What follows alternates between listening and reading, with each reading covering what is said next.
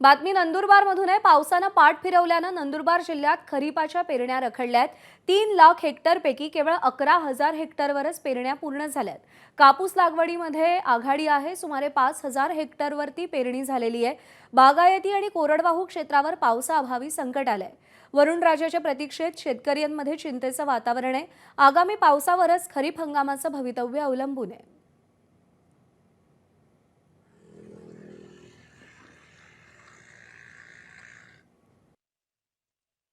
5,740 हेक्टरवर पेरणी झालेली आहे।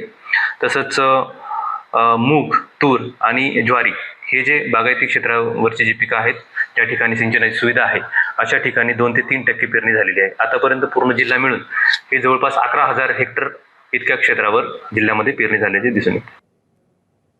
तर नंदुरबार जिल्ह्यामधली ही दृश्य आपण पाहतोय। 11,000 हेक्टरवरच पेरणी पूर्ण झालेली आहे। पाऊस लांबलेला आहे, त्यामुळे पेरण्यांची लगबग आपल्याला पाहायला मिळत नाहीये।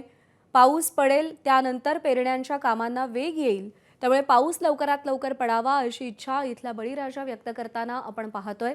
अजून महाराष्ट्रात सर्वदूर मान्सून पोहोचलेला नाही, त्यामुळे पेरण्यांसाठी शेतकऱ्यांना पावसाची प्रतीक्षा आहे।